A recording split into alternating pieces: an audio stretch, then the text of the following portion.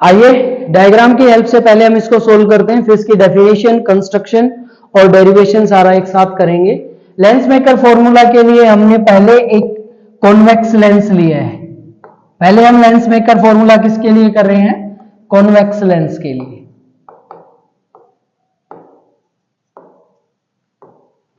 ये आपका convex lens है, ये आपकी प्रिंसिपल एक्सिस रहेगी, ये सेंटर रहेगा। इसके दोनों रिफ्रैक्टिंग सरफेस को अलग अलग पढ़ेंगे और उसके साथ इसमें डायग्राम बनाएंगे। पहले मैंने रिफ्रैक्टिंग सरफेस लिया in case rare to denser, और रेयर टू डेंसर के लिए जब मैंने सरफेस ली तो ये आपकी रिफ्रैक्टिंग सरफेस, ये प्रिंसिपल एक्सिस, ये रही आपकी प्रिंसिपल एक्सिस।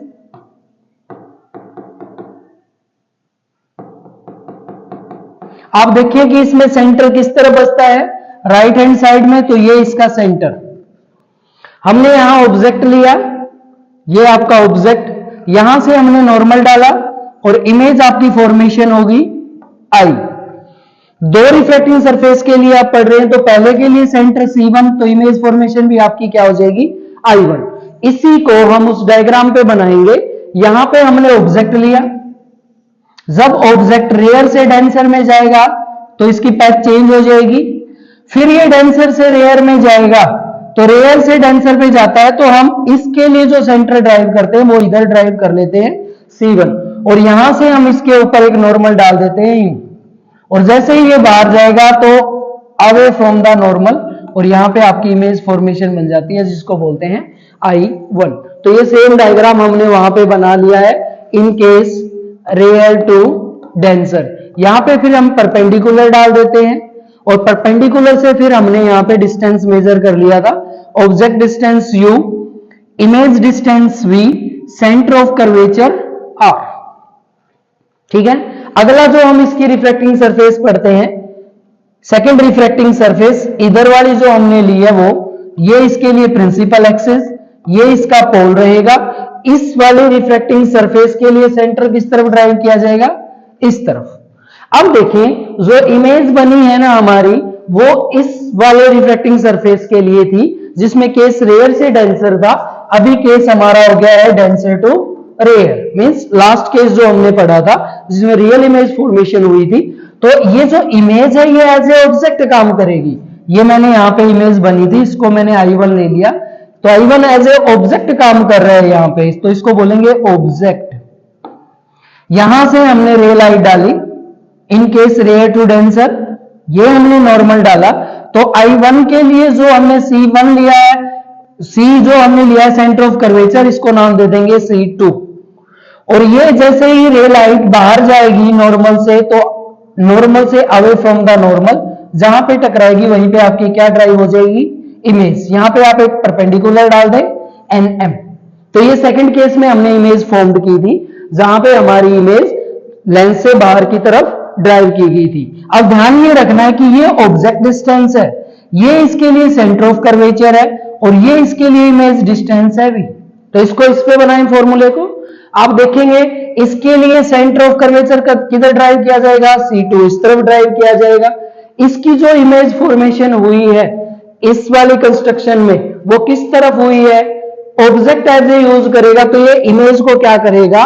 जब रिफ्लेक्शन होगा बाहर निकलेगी, रिफ्रैक्शन जब होगा तो ये इमेज जो फॉर्मेशन होगी यहां से इस रे लाइट के ऊपर नॉर्मल ड्राइव किया जाएगा। इसको N2 नॉर्मल बोल दें, इसको N1, और इस नॉर्मल से जब इमेज रिएक्ट करेगी तो वो इमेज आपकी इस तरफ आ जाएगी, जिस इमेज को हम बोलेंगे कॉन्वेक्स लेंस है। कॉन्वेक्स लेंस की first refracting surface rare to denser, object को रेयर मीडियम में रखा, नॉर्मल से रे ऑफ लाइट डाली। अब की बार सेंटर ऑफ कर्वेचर को C1 हमने नाम दिया, ये C1 आपका सेंटर ऑफ कर्वेचर।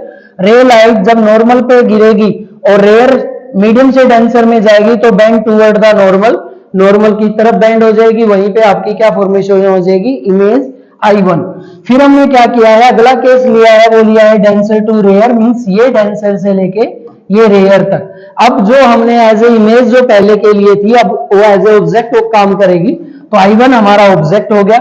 सेंटर से जब हम नॉर्मल डालेंगे और रे लाइट डेंसर मीडियम से रेयर में जाएगी तो away from the normal, normal से वो दूर हट जाएगी, यहां पे आपकी फाइनल इमेज फॉर्म्ड होगी। ये फाइनल इमेज हमने मान लिया V। तो यहां तक का डिस्टेंस आपका v रहेगा, ये डिस्टेंस आपका v1 रहेगा।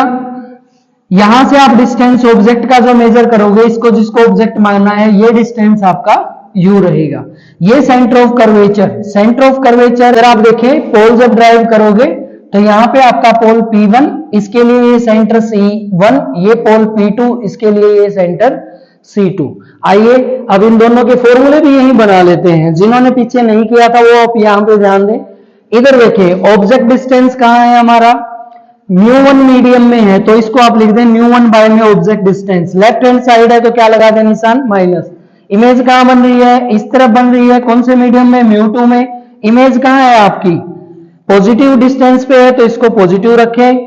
इसको हमने क्या नाम दिया है, v डैश। कहां से कहां तक, पोल से लेके i डैश तक की वैल्यू क्या हो जाएगी, v dash is equal to, किसके इक्वल था ये, μ2 माइनस μ1 बाय में, यहां पे आपका रहेगा r1 radius of curvature. Pole P1 से लेके C1 तक का रेडियस आपका रेडियस ऑफ कर्वेचर क्या हो जाएगा, r1।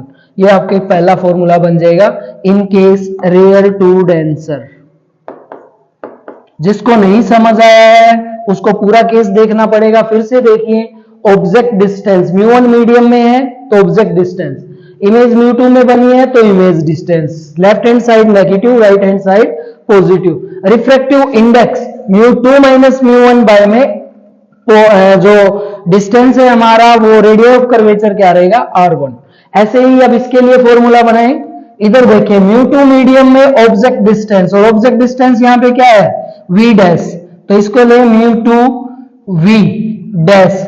लेफ्ट हैंड साइड है तो किसका हो जाएगा, माइनस का। इधर आपका प्लस μ1 ऑब्जेक्ट, μ1 जो मीडियम है उसमें हमारी क्या बन रही है, इमेज v, इस तरफ है तो पॉजिटिव की, इज इक्वल टू, अब की बार रिफ्रैक्टिव इंडेक्स μ2 μ1 है तो क्या हो जाएगा, μ1 माइनस μ2, μ1 माइनस μ2 बाय में, इसका रेडियस ऑफ कर्वेचर क्या होगा, पोल से सेंटर C2 तक r2 हो जाएगा।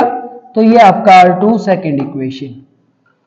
ये दो केस हैं, ये दोनों केस आप लोगों को डायग्राम भी अगर समझ आ गए तो अब ये फॉर्मूला आपका हो जाता है इजी। जल्दी जल्दी से डायग्राम बनाएं।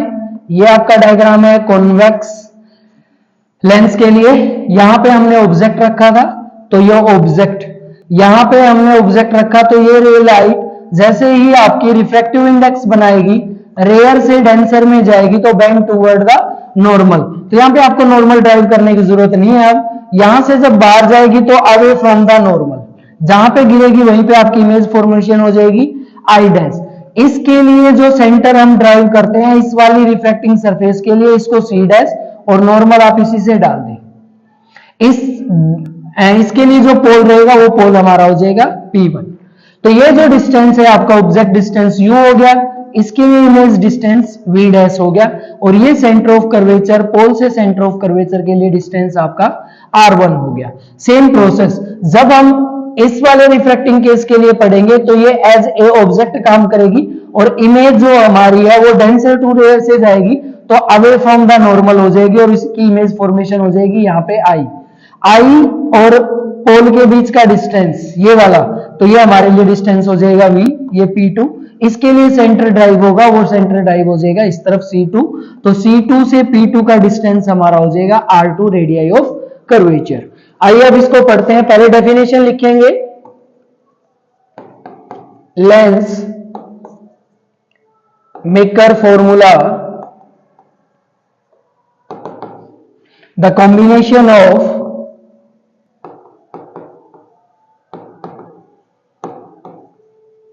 two refracting surface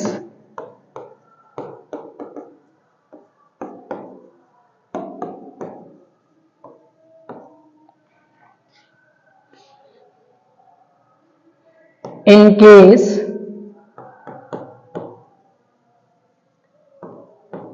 rear to denser and denser to rear. First, when a ray light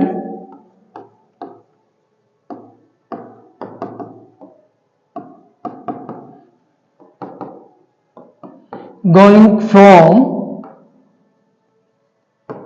rare to denser due to convex refracting surface। पहला केस रेयर से डेंसर में क्या था, तो अभी हमने बनाया है वो केस, आप यहां पे लिख लें। ये डायग्राम समझाने के लिए है, जब आप इस क्वेश्चन को करोगे तो इसके नीचे आप ये हल्का सा डायग्राम बना लें ताकि आपको समझ आ जाए कि क्या केस था। तो पहले हमने क्या लिया था, μ1 मीडियम था, इसमें ऑब्जेक्ट नेगेटिव था, प्लस μ2 मीडियम था, इसमें ऑब्जेक्ट इमेज जो हमारी बनी थी वो V डैश बनी थी। इसको μ2 माइनस μ1 बाय में क्या लिख लेंगे, R1, first equation. Second case, ray light going from denser to rare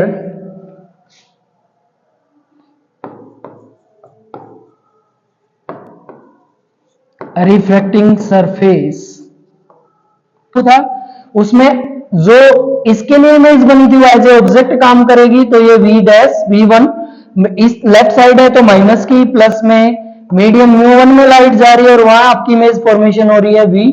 और इसके लिए जो रिफ्रैक्टिव इंडेक्स बनाया वो सेम इसी की तरह बना लें, ऐड करने में आपकी हेल्प करेगा। तो यहाँ पे क्या आ जाएगा, माइनस के R2, सेकेंड इक्वेशन। आगे हम क्या करेंगे, फर्स्ट इक्वेशन और सेकेंड इक्वेशन को ऐड कर देंगे by adding first and second equation. First और सेकेंड इक्वेशन को ऐड करेंगे तो क्या होगा, उस पर ध्यान दें। इधर देखिए μ2 बाय में V1 जो आ रहा है आपका, ये कैसा है, पॉजिटिव। इधर देखिए μ2 बाय में V1 जो आ रहा है वो कैसा है, नेगेटिव। तो दोनों कैंसिल हो जाएंगे। इस तरफ आपका क्या रह जाएगा, इस तरफ आपका रह जाएगा μ1 बाय में V माइनस μ1 बाय में U इज इक्वल टू, इस तरफ ऐड करो, इस तरफ ऐड करोगे तो दोनों में कॉमन क्या आ रहा है हमारा, इस तरफ जब आप ऐड करोगे तो इन दोनों में कॉमन क्या आ रहा है हमारा, वो कॉमन रहेगा हमारा μ2 माइनस μ1 बाय में R1, μ2 माइनस μ1 में बाय में माइनस के R2।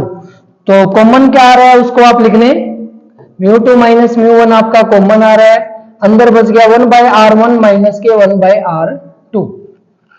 इतना क्लियर है।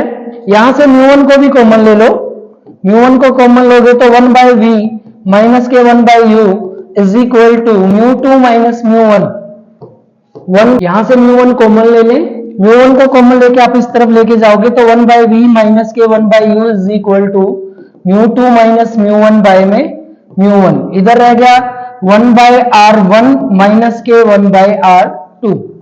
अब इसको सोल्व करने, कंडीशन है कि if U is equal to infinite, अगर ऑब्जेक्ट डिस्टेंस इनफाइनाइट है तो V इज इक्वल टू कहां होगा, F पे। उठा के पुट कर दो, 1 by F minus 1 by infinity is equal to μ2 minus μ1 divide में, इसको अलग अलग लिख लो, μ1 को दोनों के डिवाइड में है ऐसे, 1 बाय R1 माइनस के 1 बाय R2।